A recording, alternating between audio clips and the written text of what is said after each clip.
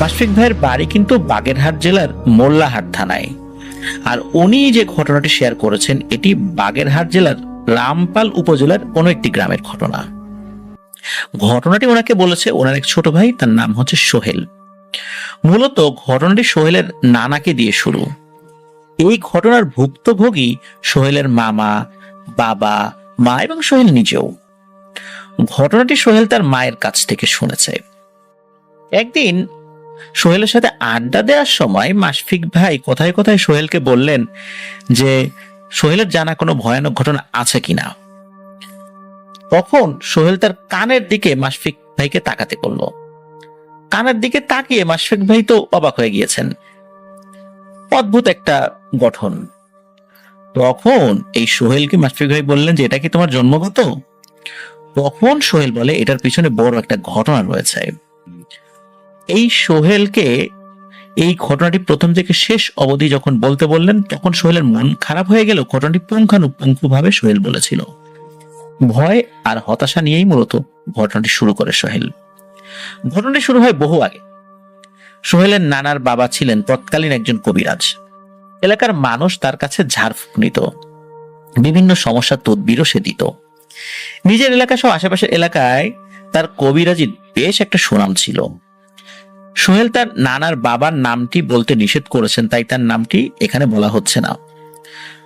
কবিরাজি করতে গেলে মানুষের অনেক জিনের সাথে কিন্তু লড়াই করতে হয় এবং খুব সাবধানে চলাফেরা করতে হয়, তা না হলে কিন্তু অনেক বড় ক্ষতি হতে পারে। সোহেলের নানার বাবার উপর অনেক অভিশপ্ত জিন কিন্তু খুবই ক্ষিপ্ত ছিল। অনেক শক্তিশালী জিনকে উনি শত্রু বানিয়েছিলেন। আবার তার অনেক ভালো জিন ছিল যারা তার কথা শুনতো, মানুষের উপকার করত। সোহেলের নানার বাবা মারা যাওয়ার আগে সোহেলের নানাকে অনেক কিছু শিক্ষা দিয়ে যান, যাতে করে এই কবিরাজি বিদ্যা তার পরের প্রজন্ম ধরে রাখতে পারে। সোহেলের নানার নাম ছিল ইদ্রিস আলী। তিনি ছোটবেলা থেকেই খুব সাহসী এবং ডানপিটে ছিলেন। কোনো কাজকে তিনি ভয় করতেন না এবং কোনো কাজে উনি পিছেও থাকতে পছন্দ করতেন না। তার এই স্বভাব এবং আচরণ দেখে ইদ্রিস আলীর বাবা তাকে তার কবিরাজি শিক্ষার অনেক কিছু শিখিয়েছিলেন। বয়সের ভারে ইদ্রিস আলীর পিতা মারা গেলে ইদ্রিস আলী বাবার কবিরাজি বিদ্যা শুরু করেন। তার কাজ ভালো দেখে মানুষ তার কাছে বিভিন্ন সমস্যার সমাধান নিয়েও আসতে থাকেন। এইভাবেই চলতে থাকে দিন। ইদ্রিস আলীর 2 ছেলে আর 4 মেয়ে। সোহেলের মা মেয়েদের ভেতর মেজ। সোহেলের নানা মানে ইদ্রিস আলী তার বাড়ি থেকে কিছুটা দূরে বড় একটা জায়গা তার ছিল আর কি, সেখানে চারপাশে মাটি দিয়ে উঁচু করে ভেতরে পুকুরের মতো কেটে মাছ চাষ শুরু করেন। প্রতি বছর মাছ চাষে তার বেশ লাভ হতে থাকে। তার পুকুরেও প্রচুর মাছ, যেমন রুই, কাতল, মৃগেল, এই ধরনের বিভিন্ন ধরনের দেশি মাছ, তারপরে যেগুলো চাষের মাছ, এগুলোও কিন্তু ছিল। ঘটনাটি যখন ঘটে তখন সাল আনুমানিক 75 থেকে 80 সালের মধ্যবর্তী কোন একটা সময় হবে। ইদ্রিস আলী খেয়াল করেন তার পুকুরের মাছ দিন দিন কমে যাচ্ছে। তিনি স্বাভাবিকভাবে একটু চিন্তায় পড়ে যান। তার পুকুরের মাছ চুরি হয়ে যাচ্ছে কিনা এটা উনি ভাবতে থাকেন। বিষয়টা তার ছেলে, বউ, অন্যদের সাথে শেয়ার করেন। তখন এসব কথা শুনে ইদ্রিস আলীর বউ বলে তাহলে পুকুরটা পাহারা দেয়া যাক। এটা শুনে ইদ্রিস আলী বলে তাহলে কাল থেকে আমি আর আমার বড় ছেলে পুকুর পাহারা দিব। যে কথা সেই কাজ। পরদিন রাতের খাওয়া দাওয়া সেরে ইদ্রিস আলী আর তার বড় ছেলে পুকুর পাহারার জন্য একটা টর্চ লাইট আর একটা দা নিয়ে বেরিয়ে পড়ে। দা নিয়ে বেরোনোর কিন্তু উদ্দেশ্য ছিল, কারণ হচ্ছে রাতের বেলা অনেক সময় সাপ থেকে শুরু করে বিভিন্ন ধরনের প্রাণী হুট করে আক্রমণ করতে পারে, যারা লাঠি দেখে ভয় পায় না। তখন ওই দা দিয়ে শায়েস্তা করতে হয়। মূলত এই জন্যই রাত্রেবেলা দা নিয়ে বেরোনো। আর তাছাড়া অনেক সময় হুট করে ডাকাতের আক্রমণ হতে পারে, আর ডাকাতটা কিন্তু দেশি অস্ত্রে সজ্জিত থাকে। এই জন্য মূলত দা হাতে নিয়ে রাতের বেলা অনেকেই বের হতেন। তো ওনারাও এটাই করেন। তো এইভাবে তারা কয়েকদিন পুকুর পাহারা দেন, কিন্তু তাদের চোখে কোনো কিছু ধরা পড়ে না। যেহেতু কয়েকদিন মাছ কমছে না বলে তার কাছে মনে হলো, এরপর ওনারা পাহারা দেওয়া বন্ধ করে দেন, আর রাতের বেলাও তো ওনারা কিছু দেখেন নাই। এরপর কেটে যায় কয়েকটা দিন।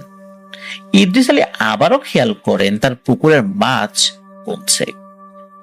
তিনি বিষয়টা কিছুটা অনুমান করতে পারেন, যেহেতু তিনি গ্রামের মানুষের কাছে একজন কবিরাজ হিসেবে পরিচিত, আর কবিরাজি বিদ্যাও টুকটাক শিখেছিলেন। প্যারানর্মাল জিনিস কিছু ঘটলে সেটা আগে থেকেই কিছুটা হল আঁচ করতে উনি পারতেন। বিষয়টা ইদ্রিস আলী তার বউয়ের সাথে আলোচনা করে। তখন তার বউ বলে, আজকে রাত্রে আমিও তোমাদের সাথে যাব পুকুর পাহারায়, দেখবো ঘটনাটা কি। ইদ্রিস আলীর বউ, উনিও কিন্তু অনেক পরহেজগার একজন মহিলা ছিলেন। এই ঘটনার সময় সোহেলের মায়ের বয়স 6 কি 7 বছর ছিল। তিনিও এই ঘটনা সম্পর্কে অবগত আছেন।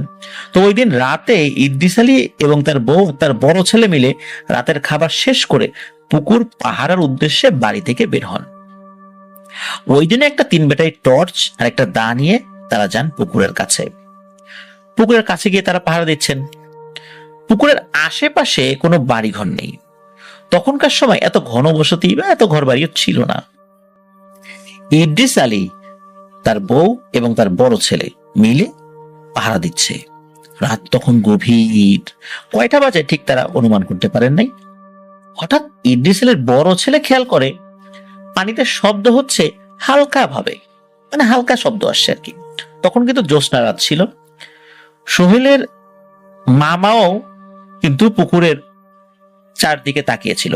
এখন সোহেলের মামা বলছে এই কারণে, কারণ এই যে ছেলেটা, মানে ইদ্রিস আলীর ছেলেটা তো সোহেলের মামা হয় আর কি।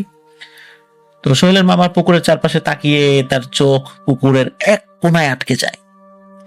ইদ্রিস আলীর ছেলে মানে সোহেলের মামা জ্যোৎস্নার আলোয় দেখে সাদা শাড়ি পরা একটা মহিলা। এই মহিলা অবয়বটা পুকুরের দিকে মুখ করে বসে কি যেন করছে।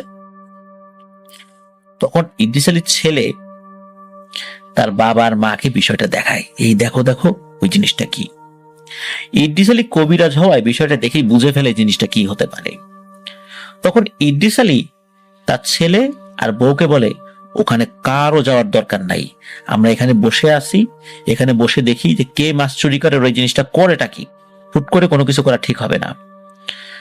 আর এই বিষয়টা ইদ্রিস আলীর বউ আর ছেলে তখনও বুঝতে পারেনি যে এই বিষয়টা স্বাভাবিক কিছু না। চিন্তা করেছে যে উনি এমনিতেই হয়তো বিষয়টা বলেছেন অন্য কিছু চিন্তা করে, কারণ ওইটা দেখে কিন্তু অস্বাভাবিক কিছু মনেও হচ্ছিল না। এদিকে ইদ্রিস আলীর ছেলে মানে সোহেলের মামা ওই মহিলাকে দেখে আর তার পানিতে শব্দ করা দেখে বুঝতে পারে সে পানি থেকে মাছ তুলে তুলে খাচ্ছে। সোহেলের মামা এই মাছ ধরা দেখে রাগে ক্ষোভে তার মাথায় আর কোনো কিছু ছিল না। একটু আগে তার বাবা যে নিষেধ করেছে এই বিষয়ে তার আর মাথায় নাই। তখন তার হাতে থাকা দা নিয়ে ওই মহিলা অবয়বের দিকে দৌড়াতে শুরু করে। ইদ্রিস আলী তার ছেলের দৌড় দেখে সে বলতে থাকে, এই থাম বাবা থাম, ওদিকে যাস না, চলে আয় চলে আয়, খবরদার যাস না। কিন্তু সোহেলের মামা মানে ইদ্রিস আলীর ছেলে রাগে ক্ষোভে দৌড়াতে থাকে, তার বাবার কথা সময় শুনছে না। মহিলা অবয়বের কাছাকাছি যখন সে পৌঁছায় তখন সে কি করে, ওই মহিলা অবয়বের বিশাল চুল অনেক দূর অবধি কিন্তু মাটিতে পড়েছিল, মানে ওই মহিলা অবয়বের চুলটা ছিল অনেক বড়, সে যেখানে বসেছিল তার মাথার চুল পেছন দিকেও কিন্তু অনেক দূর পর্যন্ত ছিল। সোহেলের মামা রাত হওয়ায় খেয়াল করতে পারেনি যে সে আসলে চুল ছড়িয়ে বসে আছে, আর তার চুল মাটিতে বিশাল জায়গা নিয়ে পড়ে আছে, এটা উনি বুঝতে পারেনি। ইদ্রিস আলীর ছেলে ওই অবয়বের কাছাকাছি যেতে ওই অবয়বটি কি করেছে, তার চুল দিয়ে সোহেলের মামাকে অজগর সাপের মতো পেঁচিয়ে উঁচু করে জোরে মেরেছে এক আছাড়। নর্মালি চুলের সাথে কিন্তু মানুষের কোনো স্নায়ু থাকে না, চুল কিন্তু মানুষ হাত পায়ের মতো নাড়াচাড়া করতে পারে না, কিন্তু ওই অবয়বটি চুল দিয়েই সোহেলের মামাকে পেঁচিয়ে ফেলে এবং মাটিতে মারে প্রচন্ড জোরে এক আছাড়। এদিকে নিজের ছেলেকে এই অবস্থায় দেখে ইদ্রিস আলীর ওয়াইফের মাথা ঠিক থাকে না। ছেলেকে এরকম পড়ে যেতে দেখেই উনিও দৌড়ে ওদিকে যেতে থাকেন। যখনই আছাড় মেরেছে তখনই কিন্তু ওরে মা বলে একটা চিৎকার দিয়েছিল। মূলত সন্তানের মুখে এরকম ডাক শুনে কোনো মাই কিন্তু ঠিক থাকতে পারে না। এই কারণে ইদ্রিস আলীর বউ ওই দিকটাতে দৌড়াতে থাকেন। মূলত এক আছাড় খেয়েই ওই চিৎকার দিয়েই ওইখানেই সোহেলের মামা মানে ইদ্রিস আলীর ছেলে মারা যায়। আর ইদ্রিস আলী আর তার বউ সে তো এরকম দূরে দাঁড়িয়ে দেখতে পায় না, তার বউ তো আগের থেকে দৌড় দিয়েছে। মূলত তার ওয়াইফ ওই কাছাকাছি যেতেই ওই অবয়বটা ওখানে আর ছিল না, অদৃশ্য হয়ে যায়। ইদ্রিস আলী পরবর্তীতে ওখানে আসে, এসে দেখে তার ছেলের গলা দিয়ে রক্ত বের হচ্ছে, হাত পা সব ভেঙে গেছে, আর কোনো সাউন্ড তার নাই, আর কোনো পালস নাই, মানে মারা গেছে। বাবা মায়ের সামনে সন্তানের এমন অবস্থা হলে কি মেনে নেওয়া সম্ভব? ইদ্রিস আলী তো তার ছেলের পাশে পাথরের মতো দাঁড়িয়ে থাকে, আর ছেলের লাশ জড়িয়ে ধরে অঝোর ধারায় ইদ্রিস আলীর বউ কাঁদতে থাকে। একটা সময় ইদ্রিস আলী তার বউকে বলে, চলো ছেলের লাশ বাড়িতে নিয়ে যাই, দাফন কাফনের ব্যবস্থা তো করতে হবে, এটাই আমাদের কপালে ছিল, কি আর করা। তখন ইদ্রিস আলী আর তার বউ মিলে ছেলের লাশ বাড়িতে আনে, তারপর বাড়ির সবাইকে ডেকে তোলে ওই রাত্রেই। ভাইয়ের এমন করুণ মৃত্যু দেখে ইদ্রিস আলীর বাকি সন্তানরাও কান্নায় ভেঙে পড়েন। আস্তে আস্তে সকাল হয়, আশেপাশের লোকজন জড়ো হতে থাকে, বেলা গড়াতে আশেপাশের সকল জায়গায় খবর ছড়িয়ে পড়ে। গ্রামের মানুষের মুখে একটাই কথা রটে যায়, সেটা হলো ইদ্রিস আলী কবিরাজ তো, অনেক জিনেরা তো ওর উপর ক্ষিপ্ত ছিল, এই জন্যই রাগ করে তার সন্তানকে মেরে ফেলেছে। লাশ দাফন করা হয়। ইদ্রিস আলী তো থানা পুলিশ করেন নাই, কারণ উনি জানেন যে আসলে ঘটনাটা কে ঘটিয়েছে। তো এত কিছু যে হয়ে গেল, ইদ্রিস আলী কিন্তু এতটুকু কান্নাকাটি করেন নাই, যা কান্নাকাটি করার বাড়ির অন্য সদস্যরাই করেছে, ইদ্রিস আলীর বউ করেছে, তার অন্য সন্তানটা করেছে। কিন্তু ইদ্রিস আলী এক ফোঁটা চোখের পানিও উনি ফেলেন নাই। তার যে সন্তান মারা গেছে তাকে দেখে মনেই হয়নি কারো, কিন্তু তার ভেতর ছিল চাপা রাগ আর ক্ষোভ। সন্তান মারা যাওয়ার 7 দিনের মধ্যে ইদ্রিস আলী ছোট এক টুকরা পাহাড়ি নিম গাছ জোগাড় করেন। সন্তান মারা যাওয়ার পর তিনি কয়েকদিন কবিরাজি বন্ধ রেখেছিলেন, কারণ তিনি যেন তার সন্তান হারানোর এই বেদনাটা মেনে নিতে পারছিলেন না, কিন্তু কাউকে বুঝতে দিতেন না উনি তার ভেতরে আসলে কি চলছে, এটা কেউ বুঝতে পারেনি। সন্তান মারা যাওয়ার 7 দিন পর ইদ্রিস আলী তার বউকে ডেকে বলে, ছেলের জন্য তোমার অনেক কষ্ট হচ্ছে, তা আমি জানি, আমারও অনেক কষ্ট হচ্ছে, কিন্তু আমি এটা বুঝতে দিব না, চাইও না বুঝতে দিতে। আমার যেটা করার আমি সেটাই করব। আজ রাত্রে আমি যাব আমার পুকুরের কাছে। আমার সন্তানকে যে আমার সামনে নৃশংসভাবে হত্যা করেছে তার কোনো ক্ষমা নাই, আমি তাকে কঠিন শাস্তি দেব। তখন ইদ্রিস আলীর বউ বলে, আমাদের যা ক্ষতি হওয়ার তো হয়ে গেছে, আমাদের বুকের ধন বুকের মানিক চলে গেছে, ওর মৃত্যু আল্লাহ এভাবেই লিখে রেখেছিল, হয়েছে, আপনি এগুলো নিয়ে আর বাড়াবাড়ি করেন না, আর কাউকে হারাতে চাই না। আর এখন যদি কাউকে শাস্তি দেন আমাদের সন্তান কি ফেরত আসবে? এই জন্য এগুলো নিয়ে আর বাড়াবাড়ি করার দরকার নাই। তখন ইদ্রিস আলী তার বউকে বলে, তুমি এসব কিছু আমাকে বোঝাতে আসবা না, আমি সব ভালো করেই জানি, আমাকে কি করতে হবে সেটা আমি বুঝবো, তুমি চুপ থাকো। তো এভাবে স্ত্রীকে উনি বুঝ দেন। ওই দিন রাতের খাওয়া শেষ করে ইদ্রিস আলী পাহাড়ি নিমের ওই গাছটা, ওই গাছের যে কাঠ যেটা ছিল, ওই কাঠ তৈরি করেছিলেন, এই কাঠ নিয়ে আর একটা শক্ত বোতল নিয়ে পুকুরের উদ্দেশ্যে রওনা হন। যাওয়ার সময় তার বউকে বলেন, আমি বাড়িতে না আসা অবধি তুমি কিন্তু ভুলেও ঘুমায় যাও না, জেগে থাকবা। তখন ইদ্রিস আলী পুকুরের দিকে রওনা হন। একটা সময় পুকুরের পাড়ে সে পৌঁছানো।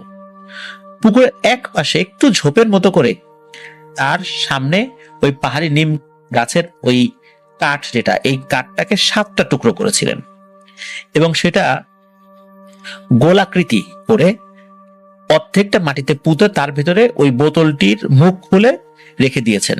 রেখে দিয়ে ইদ্রিস আলী ঝোপের ভিতরে চুপচাপ শুয়ে আছেন। মানে বিষয়টা এরকম যে ওই 7টা কাঠ গোল করে, মানে বৃত্তাকারে মাটিতে পুঁতেছেন, আর ঠিক মাঝখানে হলো বোতলটা রেখেছেন। তো উনি ঝোপের ভিতর চুপচাপ আছেন।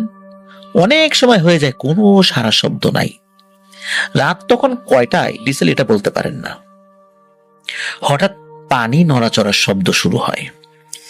ইদ্রিস আলী উনি বুঝতে পারেন এসেছে আমার সন্তানের খুনিরা।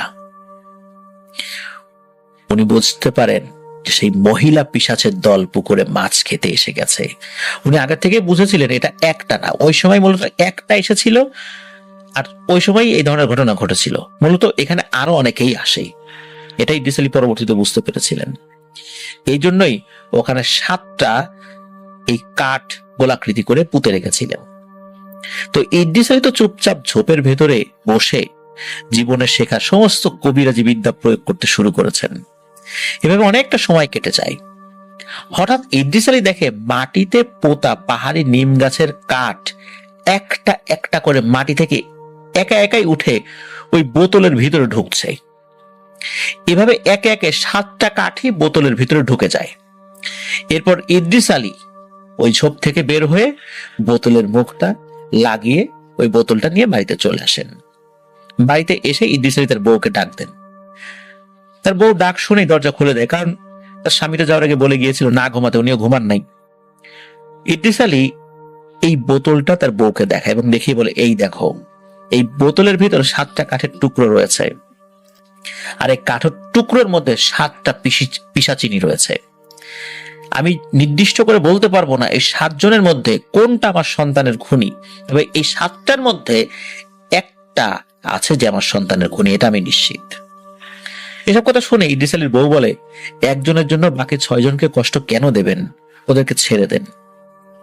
তখন ইদ্রিস আলী বলে, এই বোতলটি উঠোনে মুখ খুলে রাখতেছি, ফজরের আজান দিলে বোতলটি মুখ লাগিয়ে তুমি ঘরে নিয়ে আসবা, চিন্তা করো না।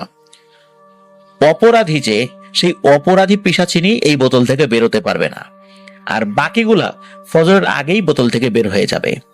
যেই কাঠ এর মধ্যে থাকবে, এই কাঠটার সাথেই থাকবে ওই অপরাধী পিশাচিনী বন্দী। ওর এমন অবস্থা করছি যে বোতলের যে ওই পিশাচিনী বোতলের ওই কাঠের টুকরোর মধ্যে ওর আটক আদেশ হয়ে গেছে, আর কখনো ওখান থেকে বের হতে পারবে না। আর এটাই ওর একমাত্র শাস্তি, ও বাকি জীবন এইভাবেই থাকবে, ও যতদিন জীবিত থাকবে। ওকে আমি একবারে চাইলে মেরে ফেলতে পারতাম, কিন্তু মারবো না। বন্দি থাকবে, তিলে তিলে মরবে, এটাই ওর শাস্তি। তখন ইদ্রিস আলীর বউ বলে, ঠিক আছে, আমি ফজরের আজান দিলে উঠান থেকে বোতলটি নিয়ে আসবো। তো যে কটা সেই কাজ, বোতলটি উঠোনে মুখ খুলে রেখে তারা ঘরে গিয়ে দরজা লাগিয়ে দেয়। অনেক সময় পর ফজরের আজান দিলে ইদ্রিস আলীর বউ উঠোনে গিয়ে দেখে বোতলের ভিতর মাত্র একটা কাঠের টুকরো রয়েছে এবং বাকি 6টি কাঠের টুকরো বোতলের ভিতরে নাই, আশেপাশেও নাই, মানে 6টা কাঠের টুকরো অদৃশ্য হয়ে গেছে। তখন সে বোতলের মুখটি লাগিয়ে বোতলটি ইদ্রিস আলীর হাতে এনে দেয়। ইদ্রিস আলী বোতলটি হাতে পাওয়ার পর তার ঘরের ভিতরে ছোট একটি গর্ত করে, তারপর কি চিন্তা করে আরো গভীর গর্ত করে, ছোট গর্ত আর করে না, ওই গর্তটাকে আরো গভীর করে এবং ওই বোতলটি ওখানে মাটি চাপা দিয়ে দেয়। এভাবে চলতে থাকে দিন। বিভিন্ন সময় স্বপ্নে ওই পিশাচিনীর পরিবার ইদ্রিস আলীকে বলে যে তাদের পরিবারের লোককে যেন ছেড়ে দেয়, তা না হলে ইদ্রিস আলীর পরিবারের আরো বড় ক্ষতি করবে তারা। প্রতিবারই ইদ্রিস আলী স্বপ্নের ভিতরে ওদেরকে জবাব দিয়ে দেয় যে আমি ওকে ওর কর্মের শাস্তি দিয়েছি, ও আমার সন্তানকে আমার সামনে মেরে ফেলেছে, ওকে আমি কখনো মাফ করব না, ওকে ছেড়েও দেব না, আর আমি নিজে ওকে হত্যাও করব না। ও বন্দি থাকবে, ও তিলে তিলে শাস্তি পাবে।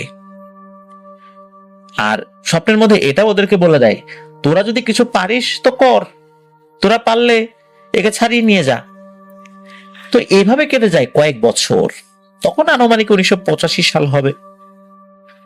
সোহেলের মায়ের বিয়ে হয়ে গেছে, কিন্তু ততদিনে তখন তো অল্প বয়সেই অনেকের বিয়ে হয়ে যেত আর কি, বিশেষ করে মেয়েদের, তো ওনারও বিয়ে হয়ে যায়। তো ইদ্রিস আলী নর্মালি হাটের দিন দূরের এক বাজারে বাজার করতে যেত। প্রায়ই তার বাজার করে ফিরতে ফিরতে রাত হতো। গ্রামের রাস্তাঘাট তো তখনও কাঁচা ছিল, একটু বৃষ্টি হলেই গ্রামের রাস্তায় কাদা জমে যেত। একদিন হাট থেকে 3টা ইলিশ মাছ এবং অন্যান্য বাজার করে রওনা দিতে বেশ একটু রাতই হয়ে যায়। রাস্তায় কাদা থাকায় ঝুড়ির ভিতর ইলিশ মাছ, বাজার এবং পায়ের জুতো রেখে লুঙ্গি একটু উপরে উঠে উনি হাঁটতে থাকেন। আকাশ মেঘলা হলে মাঝে মাঝে চাঁদের আলোয় চারপাশ বেশ ভালোই দেখা যাচ্ছে। ইদ্রিস আলী হাঁটতে হাঁটতে নিজের গ্রামে ঢুকেও পড়ে। হেঁটে গেলে তার বাড়ি যেতে তখন হয়তো 8-10 থেকে 15 মিনিট লাগবে সর্বোচ্চ। তো হাঁটতে হাঁটতে ইদ্রিস আলী একটা কদবেল গাছের নিচে আসেন। তখন হঠাৎ করেই বাতাস ছাড়া একটা কদবেল গাছ থেকে নিচে পড়ে। ওটা ছিল কাঁচা একটা কদবেল, তো ওটা নিচে পড়েছে, একদম ইদ্রিস আলীর সামনেই পড়েছে। ইদ্রিস আলী প্রথমে ভেবেছেন এমনিতেই পড়েছে হয়তো, এটা ভেবে যখন উনি এক পা সামনে বাড়িয়েছেন, তখন আর একটা কদবেল ইদ্রিস আলীর সামনে পড়ে। তখন ইদ্রিস আলী বিষয়টা বুঝতে পারেন। ইদ্রিস আলী যখন আর এক পা সামনে বাড়ায়, তখন আর একটা কদবেল তার সামনে পড়ে। এবার ইদ্রিস আলী বেশ বিরক্ত হন, তার রাগও খুব মারাত্মক লেভেলে পৌঁছায়। তখন কদবেল গাছটিও ভয়ানক ভাবে নড়ে ওঠে এবং গাছ থেকে এক ভয়ানক কণ্ঠে অদৃশ্য শক্তি বলে ওঠে, কিরে ইদ্রিস আলী, তুই না কবিরাজ, কদবেল পড়ার ভয় ভয় পেয়ে গেছিস? তুই আমাদের বোনকে আটকে মাটিতে পুঁতে রেখেছিস, তোকে তো সহজে ছাড়বো না রে, তোর পরিবারের বেহাল দশা করে ছাড়বো। এসব কথা কিন্তু ইদ্রিস আলী শুনতেছে, কিন্তু মাথা থেকে তার বাজার আর মাছ রাখার ঝুড়ি কিন্তু নিচে নামায়নি। তখন ইদ্রিস আলী মাথায় ঝুড়ি থাকা অবস্থায় নিচু হয়ে 3টা কদবেল মাটি থেকে তুলে হাত দিয়েই একটু উপর দিকে ওই ঝুড়িতে, মাথায় যে ঝুড়িটা ছিল সেই ঝুড়িতে রাখে এবং ওই অদৃশ্য শক্তিকে বলে, আরে তুই এত লাফালাফি করতেছিস, এত বড় বড় হুমকি দিছিস আমাকে, তোর তো অনেক ক্ষমতা রে, তো তুই এখানে থাক, আমি আমার বাজারের ঝুড়িটা বাড়িতে রেখে আসতেছি, তারপর দেখবো কার জোর কত, তোর সাথে আমি লড়াই করব। তখন গাছ থেকে ওই ভয়ানক পিশাচটি খিলখিল করে হেসে দেয় এবং বলে, যা তুই বাজার রেখে আয়, আজকে দেখবো কার কত দম, আমার সাথে লড়বি তো আয়, তোর এত শখ করেছে আমার সাথে লড়াই করার, আমিও রাজি আছি, আয়। তখন ইদ্রিস আলী হাঁটতে শুরু করে বাড়ির দিকে। পেছন থেকে ওই পিশাচটি বলে ওঠে, একটা ইলিশ মাছ দিয়ে যা রে কবিরাজ, কতদিন ইলিশ মাছ খাই না রে। তো ইদ্রিস আলী পেছনে ফেরে না, তো সোজা হেঁটে বাড়িতে চলে যায়।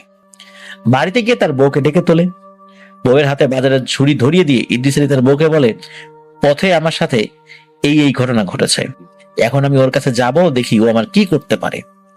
তখন ইদ্রিস আলীর বউ কিন্তু তাকে অনেকবার নিষেধ করে যে না না, যেও না যেও না। ইদ্রিস আলীও তো ঘাড় তেরা মানুষ, খুব সাহসী মানুষও, তারপরে উনি একজন ভালো মানের কবিরাজও বটে। ঝুড়ি থেকে কদবেল 3টা নিয়ে সেই কদবেল গাছের দিকে উনি হাঁটা শুরু করেন এবং তার বউকে বলেন, আমি যদি না আসি তাহলে রাতের বেলায় কেউ যেন তাকে খুঁজতে না যায়। এটা বউকে বলে ইদ্রিস আলী কদবেল গাছের উদ্দেশ্যে হাঁটতে থাকেন। একটা সময় সে কদবেল গাছের নিচে এসে পৌঁছান। ইদ্রিস আলীকে দেখে ভয়ানক পিশাচটি ওই গাছ থেকে বলে ওঠে, ওরে কবিরাজ, তোর তো আসলেই অনেক সাহস, তুই আমার সাথে লড়াই করতেও চলে আসছিস, তাও আবার এই রাত্রে। আমি তো ভেবেছিলাম তুই বাড়িতে গিয়ে আর ফেরত আসবি না, মিশামিশি আমাকে হুমকি দিয়ে গেলি, সত্যি তুই পারিসও বটে। তখন ইদ্রিস আলী বলে ওঠে, এই যে 3টা কদবেল আমার হাতে আছে, এই 3টা কাঁচা কদবেল যতক্ষণ না পাকবে ততক্ষণ লড়াই চলবে, পেকে যখন ফেটে যাবে তখন লড়াই থামবে। তখন ইদ্রিস আলী তার জানা বিভিন্ন রকমের কবিরাজি বিদ্যা প্রয়োগ করতে শুরু করেন। রাস্তার পাশে ছিল একটা ডোবার মত, সেখানে পানি ছিল অল্প কিন্তু কাদা ছিল হাঁটু অবধি। ভয়ানক পিশাচটি হঠাৎ করে ইদ্রিস আলীর উপর লাফিয়ে পড়ে। তখন ইদ্রিস আলী তার সমস্ত শক্তি দিয়ে লড়াই করতে শুরু করে। ইদ্রিস আলী তার কবিরাজি বিদ্যা প্রয়োগ করে এমন অবস্থা করে রাখে যাতে ভয়ানক পিশাচটি তার সমস্ত শক্তি দিয়েও ইদ্রিস আলীর খারাপ কিছু করতে না পারে। এভাবে চলতে থাকে লড়াই। একটা সময় ভয়ানক পিশাচটি ইদ্রিস আলীকে নিয়ে রাস্তার পাশে থাকা ডোবায় লাফিয়ে পড়ে। ইদ্রিস আলী ওই অদৃশ্য শক্তির সাথে লড়াই করতে থাকে। এখন ওই পথ দিয়ে 2জন লোক বাজার করে বাড়িতে ফিরছিল। তারা কদবেল গাছের কাছে আসলে এই ধস্তাধস্তির শব্দ শুনতে পায়। তখন তারা তাদের হাতে থাকা টর্চ লাইট দিয়ে রাস্তার পাশে ঝোপের দিকে লাইট মেরে দেখে একটা মানুষ পুরো গায়ে কাদা মাখা, সে কিছু একটা সাথে জড়াজড়ি করছে। একবার গায়ে কাদা মাখানো লোকটা উপরে ওঠে, আবার সে নিচে পড়ে যায়, নিচে পড়া জিনিসটা আবার উপরে ওঠে। ওরা আবার বলে ওঠে, কে রে ওখানে? তখন আবার ইদ্রিস আলী বলে ওঠে, এই আমি ইদ্রিস আলী, তোমরা লাইট অফ করা, এখান থেকে চলে যাও, তোমাদের এখানে থাকতে হবে না। আর ওইখানে যে লোকরা এসেছিল তারা চিন্তা করেছিল ইদ্রিস আলী কবিরাজ মানুষ, হয়তো সে কবিরাজি কাজ টাজ করছে, এটা তার কবিরাজির একটা অংশ। প্রিয় লিসেনার্স, একবার ভাবুন, আমরা এই ধরনের ঘটনাগুলোতে কি দেখতে পাই বা কি শুনতে পাই? ধস্তাধস্তি হচ্ছে, কোনো মানুষ এসেছে, এরপরে ওই অভাবটা ছেড়ে দিয়ে চলে গেছে। কিন্তু এইখানে কি হলো? ইদ্রিস আলী তাদেরকে বলছে, আমি ইদ্রিস আলী, তোমরা চলে যান, লাইট বন্ধ করো। তাহলে বুঝুন অবস্থা। ওই লোকগুলো ওখান থেকে কিন্তু চলে যায়। ইদ্রিস আলী সে কিন্তু শুধু লড়াই করছে তা না, সে কিন্তু তার কবিরাজি বিদ্যাও ওই পিশাচটার উপরে প্রয়োগ করছে। ওদিকে ওই লোকগুলো তো চলে গেছে, লড়াই তো আবার চলছে। তো পিশাচ এত সময় লড়াই করেও কিন্তু ইদ্রিস আলীর কিচ্ছু করতে না পারার কারণে সে রাগে ক্ষোভে একদম গজগজ করছে, ফোঁস করছে। এই জিনিসটার অনেক বড় বড় নখ, বড় বড় দাঁত, আর সমস্ত শরীর মনে হচ্ছে লোমশ। তো লড়াই তো করছে, দীর্ঘ সময় এভাবে লড়াই করছে। ইদ্রিস আলী নিজের কবিরাজি বিদ্যা দিয়ে সে নিজেকে আল্লাহর রহমতে সেভ করতে পারলেও সারা রাত কাদার ভিতরে লড়াই করে সে অনেক দুর্বল হয়ে যায়, খুবই ক্লান্ত হয়ে যায়। এদিকে কি হয়, হঠাৎ করে ওই যে 3টা কাঁচা কদবেল ঠাস ঠাস করে একে একে ফেটে যায়, 3বার ঠাস ঠাস শব্দ হয়। এর কিছু সময় পরেই দূরের মসজিদ থেকে ফজরের আজানের শব্দ ভেসে আসে। তখন ওই ভয়ানক পিশাচটি ইদ্রিস আলীকে তার নিজের যত শক্তি ছিল এই সমস্ত শক্তি দিয়ে ওই ইদ্রিস আলীকে ডোবা থেকে একটু উঁচু করে রাস্তার উপর আছাড় মারে। ওই আছাড়ে ইদ্রিস আলীর ঘাড়ে মারাত্মক ব্যথা পান এবং ঘাটটা অনেকটাই এক সাইডে বাঁকা হয়ে যায়। যাওয়ার সময় পিশাচটি ইদ্রিস আলীকে বলে, সুযোগ পেলে তোর বংশধরদের যে কি ক্ষতি করব চিন্তাও করতে পারলি না, আজকে শুধু এতটুকুই করতে পারলাম, এর থেকে বেশি কিছু করতে পারলাম না, তোর ভাগ্য ভালো। তো এরপর ইদ্রিস আলী উঠে আস্তে আস্তে হেঁটে বাড়ির দিকে চলে যায়। বাড়িতে গিয়ে তার বউকে ডেকে তোলেন। তো ইদ্রিস আলীকে দেখে তার বউ তো কান্নায় ভেঙে পড়ে যে কি একটা অবস্থা, কি ভয়ানক অবস্থা হয়েছে তার, সারা গায়ে কাদা, তার মাথাটা একপাশে বাঁকানো। তারপর তাকে গোসল করিয়ে বিছানায় শুইয়ে দেওয়া হয়, ঘাড়ে তেল টেল মালিশ করে দেওয়া হয়। 7 দিন ইদ্রিস আলী বেশ অসুস্থ ছিলেন, তবে 7 দিন পর ইদ্রিস আলী মোটামুটি সুস্থ হয়ে যান। কিন্তু তার যে ঘাড়টা বাঁকা হয়েছিল এটা কিন্তু মৃত্যু অবধি বাঁকাই ছিল, ওটার কখনোই ঠিক হয়নি। এরপরও ইদ্রিস আলী অনেক বছর কবিরাজি করেছেন, অনেক মানুষের উপকার করেছেন, কিন্তু ওই যে ঘাড় বাঁকানোই ছিল এরকম, খুব বাঁকানো তা না, তবে এটা যে বাঁকানো সেটা যে কেউ দূর থেকে দেখলেই বুঝতে পারবে। তখনও কিন্তু ওই সেই ভয়ানক পেশাজগুলো স্বপ্নে সেই ইদ্রিস আলীকে বলতো, আমাদের বোনকে ছেড়ে দে, তা না হলে তোর সন্তান এবং সন্তানের পরিবারকেও ক্ষতি করব, বংশ পরম্পরায় ক্ষতি করে যাব। ইদ্রিস আলী কিন্তু তার সন্তানের মৃত্যুর কথা ভুলতে পারেন নাই, তাই ওই পিশাচিনীকেও মুক্তি দেন নাই। ইদ্রিস আলী মারা যাওয়ার আগে তার জামাই মানে সোহেলের বাবাকে মোটামুটি সুরক্ষার জন্য যতটুকু কবিরাজি দরকার ততটুকু কবিরাজি শিখিয়ে গেছেন, যাতে তার সন্তানদের কোনো সমস্যা না হয়। এছাড়া তিনি তার প্রতিটি সন্তানকে সুরক্ষার জন্য কিছু কিছু জিনিস শিখিয়ে গিয়েছিলেন। মৃত্যুর কয়েকদিন আগে থেকে ইদ্রিস আলীর কাছে বন্দী থাকা বহু জিনকে উনি মুক্তি দিয়েছিলেন। তো বিভিন্ন সময় অনেক জিনকে উনি বন্দী করেছিলেন, আর মুক্তি দেওয়ার আগে সবাইকে বলেছিলেন আর যেন কাউকে তারা ক্ষতি না করে, যদি পারে উপকার করে। তো এভাবে তাদেরকে নসিহত করে উনি এই সমস্ত জিনগুলোকে মুক্তি দিয়েছিলেন। তো ইদ্রিস আলী যেদিন মারা যাবেন তার আগের দিন রাত্রে তার বউকে ডেকে একটা সুতায় পেঁচানো কচুর পাতা দিয়ে বলেন, এটা খুলে ফেলো।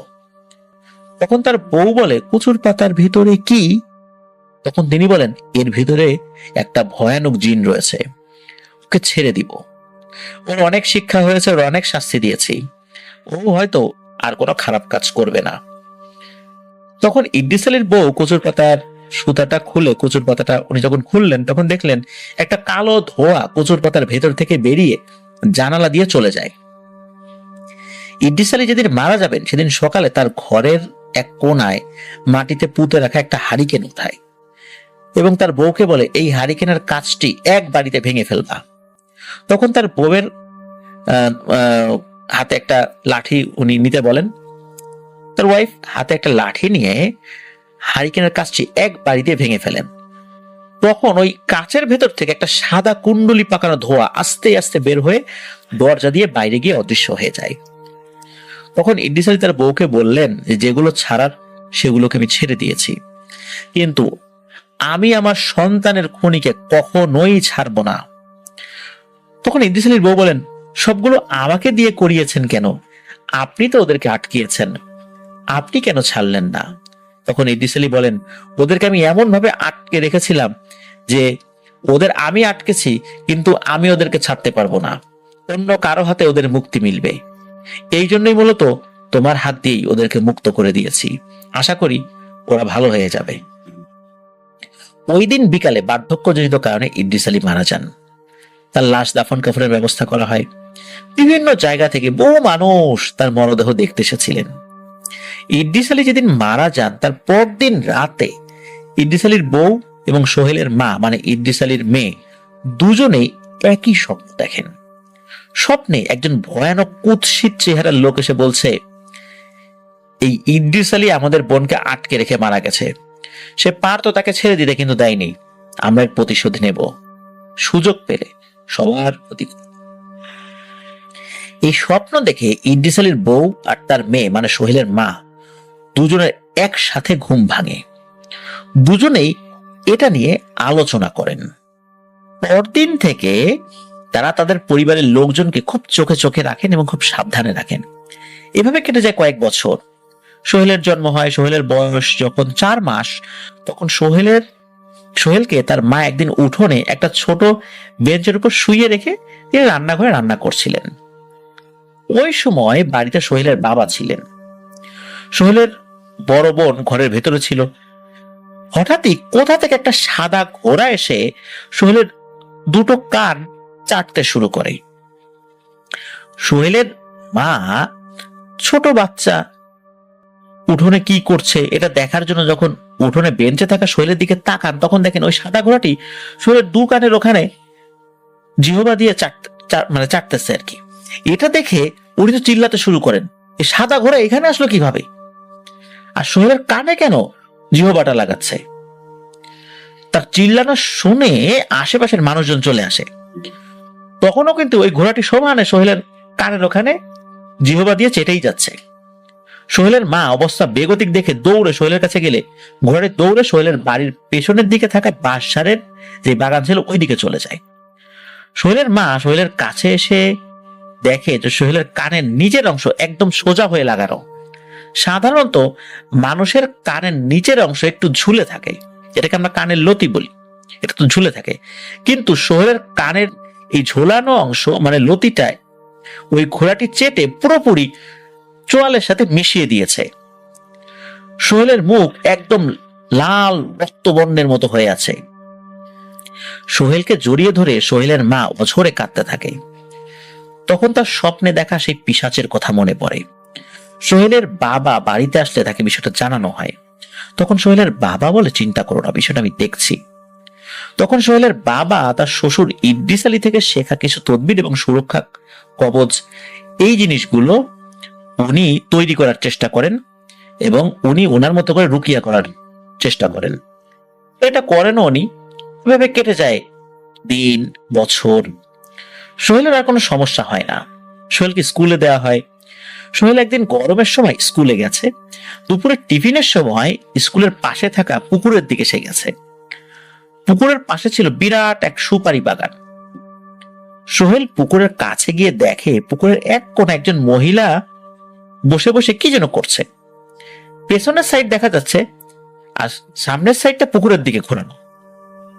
তখন সোহেল বলে, চাচি পুকুরে কি করেন? মহিলাটা কোনো কথা বলে না। সোহেল আবার বলে, ও চাচি পুকুরে কি করেন? মহিলা কোনো কথা বলে না। হঠাৎ মহিলা পুকুর থেকে উঠে বাগানের দিকে হাঁটতে শুরু করে। সোহেলও মহিলার পিছনে পিছনে হাঁটতে শুরু করে।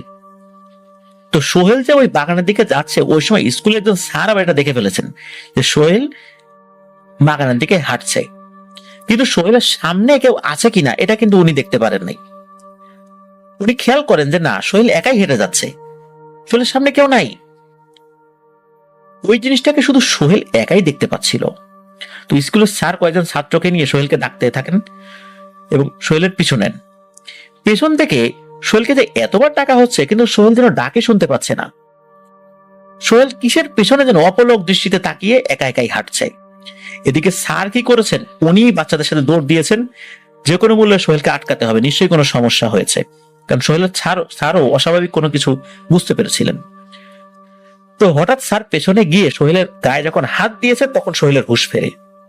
তখন সোহেল বলে, স্যার আমি এখানে কিভাবে আসলাম?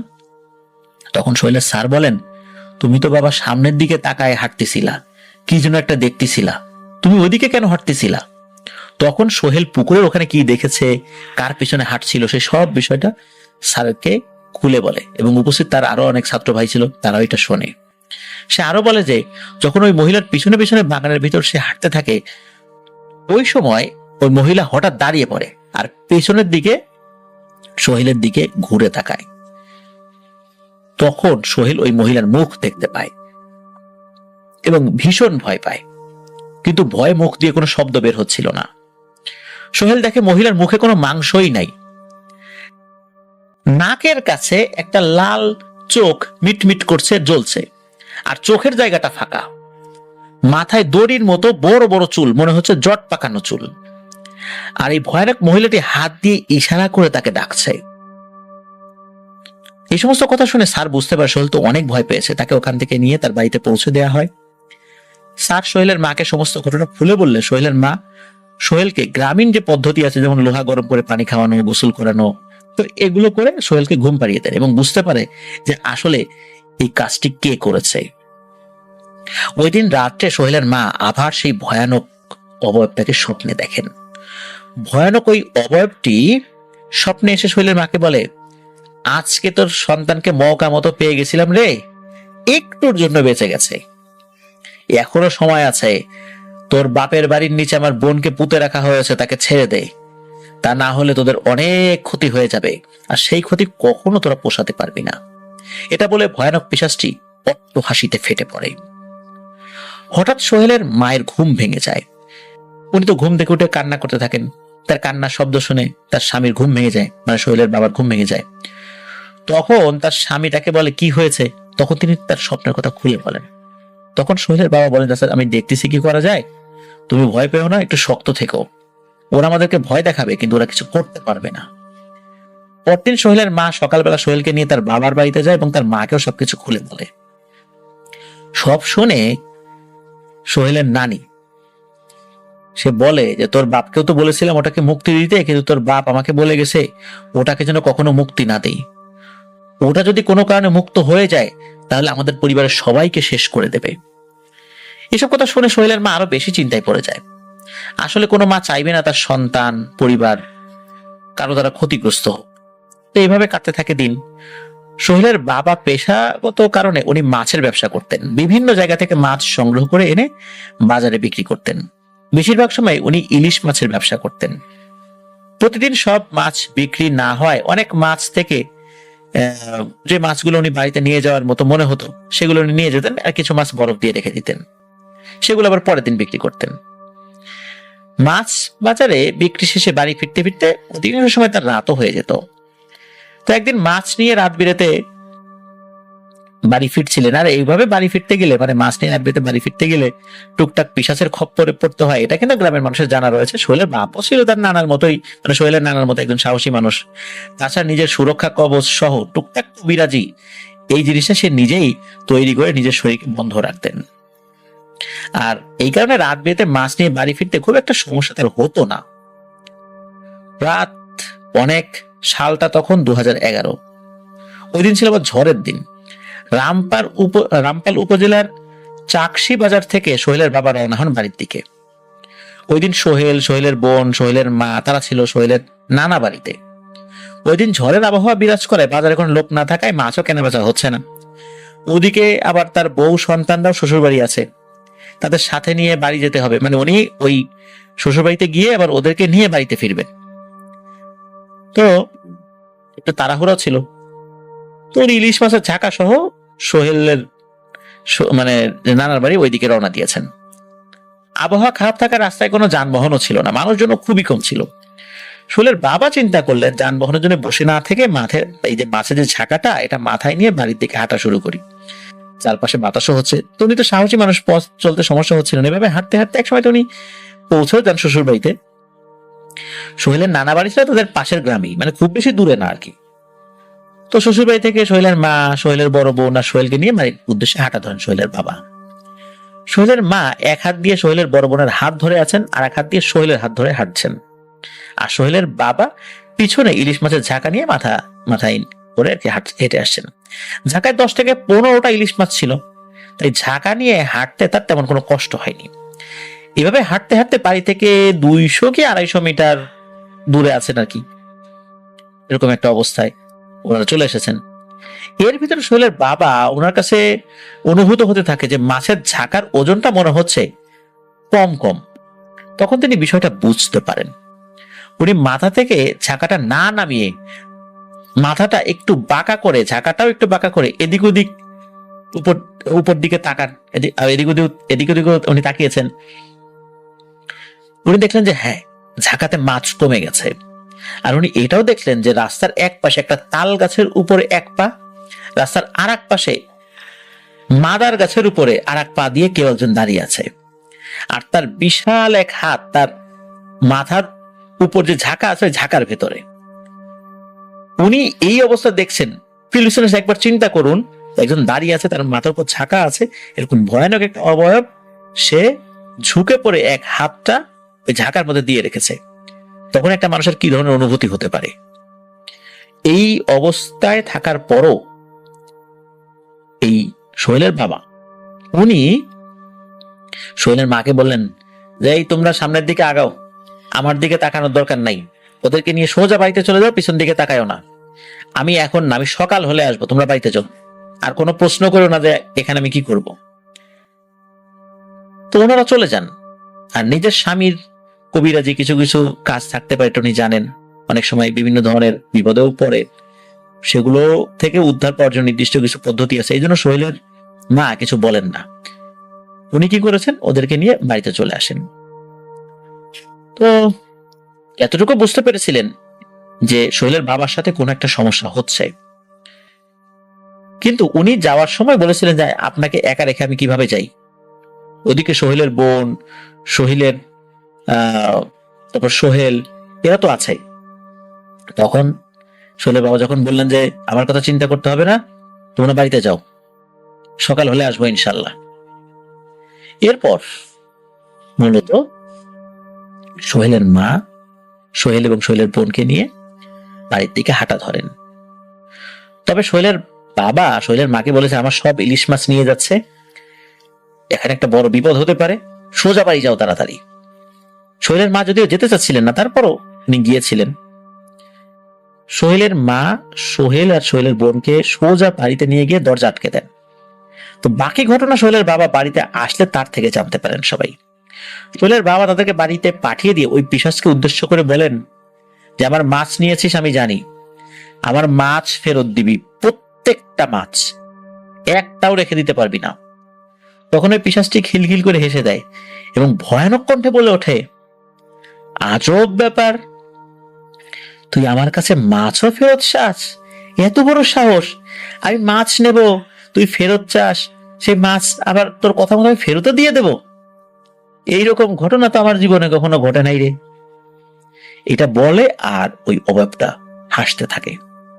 তখন সোহেলের বাবা বলে, এখনো ভালোভাবে বলছি, আবার মাছ ফেরত দে, এটা আমার ব্যবসার মাছ, এটা বিক্রি করে আমার সংসার চলে, এখনো সময় আছে, আমার মাছ ফেরত দে।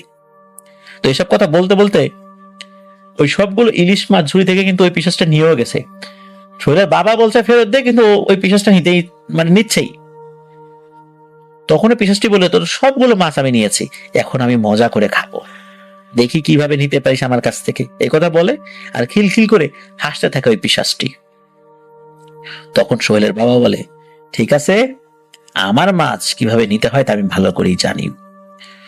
তখন সোহেলের বাবা পাশ থেকে একটু মাটি নিয়ে চারপাশে একটা গোল বৃত্তের মতো করতে থাকে, আর ভেতরে তার ঝাঁকাটা রাখে ওই বৃত্তের ভেতরে।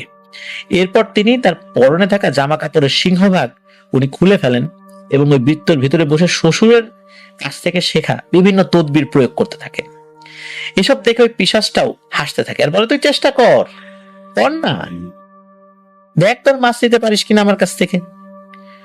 সোহেলের বাবাও সমানে তার শেখা সকল তদবির এবং কবিরাজি বিদ্যা প্রয়োগ করতে থাকে। এভাবে অনেকক্ষণ সময় চলে যায়, কত সময় গেছে সোহেলের বাবা বলতে পারে না।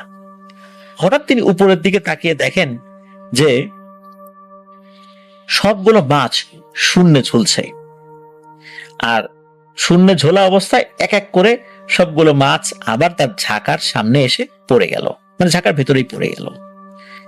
আবার তিনি যথারীতি ঝাঁকাটা মাথায় নিয়ে হাঁটতে হাঁটতে বাড়ির দিকে চলে আসতে থাকেন।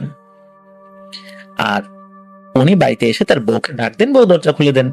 ওনার হাতে মানে সোহেলের মায়ের হাতে ওই চাকাটা দিয়ে দেন, বলে যে এই নাও, সবগুলো মাছ ঠিকঠাক আছে, তবে আমি এখন ভেতরে ঢুকবো না, ফজরের আজান হোক তারপর আমি ঢুকবো, তবে এখন যদি আমি ঢুকি আমার সমস্যা হতে পারে, তোমাদেরও সমস্যা হতে পারে।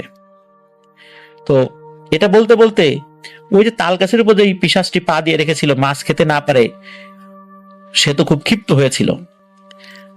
এই যে কথাবার্তা গুলো বলছে সোহেলের বাবা সোহেলের মায়ের সাথে, আমি এখন ভিতরে ঢুকবো না, উঠোনের উপর ধরাম করে একটা তাল গাছ এসে পড়ে, এমন ভাবে পড়ে পুরো এলাকা প্রকম্পিত হয়ে যায়, মানে ভূমিকম্প হয়ে যায়।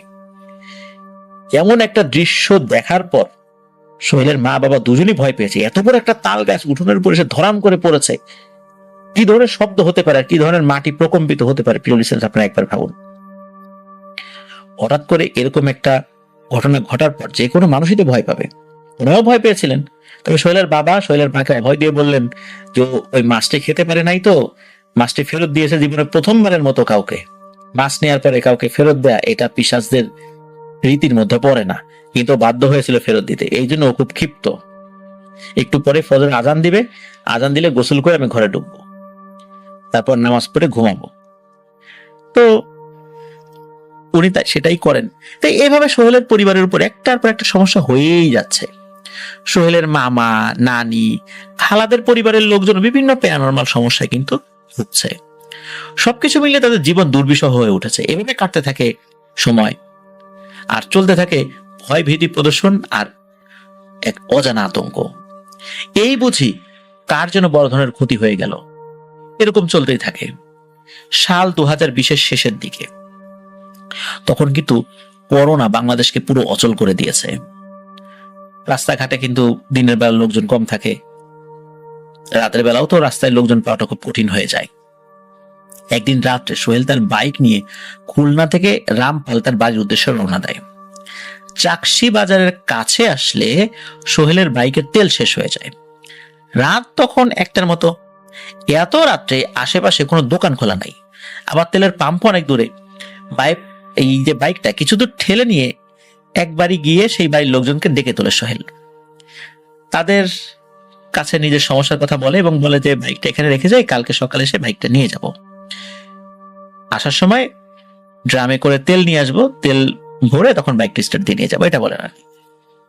তো ওই বাড়ির লোকজন প্রথমে বাইকটা রাখতে একটু ইতস্তত বোধ করছিল, কারণ বাইক অনেক সময় দেখা যাচ্ছে যে কেউ ছিনতাই করে নিয়ে এসেছে, চুরি করে নিয়ে এসেছে এরকম কিনা। পর সোহেল যখন তার পরিচয় দেয় তখন ওনারা আশ্বস্ত হন এবং সবকিছু বুঝতে পারেন যে সোহেলের পরিচয়, এবং সোহেলকেও পরবর্তীতে চিনতে পারেন তারা। তো বাইকটা ওখানে রেখে দিয়ে সোহেল বাড়ির উদ্দেশ্যে রওনা দেয়। তো ওই বাড়ির লোকজন বলেছিল যে বাবা রে, তোমাকে তো চিনছি, তুমি এত রাতে যাও না, আমাদের বাড়িতে থাকো, থাকার জায়গার কোনো সমস্যা নাই, তুমি থেকে যাও, এত রাতে যাওয়ার দরকার নেই। তো ওনারা অনেক বারণ করলেও সোহেল রাজি হয় নাই। তো সোহেল হাঁটা শুরু করেছে, পথে কোনো মানুষজন যানবাহন কিচ্ছু নাই, শুনশান নীরবতা। মোবাইলের ফ্ল্যাশ লাইট জ্বালিয়ে রাস্তা ধরে হাঁটছে সোহেল। রাত তখন 2:30টার মতো। সোহেল হঠাৎ খেয়াল করে একটা সাদা ঘোড়া তাকে ক্রস করে দৌড়ে সামনের দিকে চলে অদৃশ্য হয়ে গেল।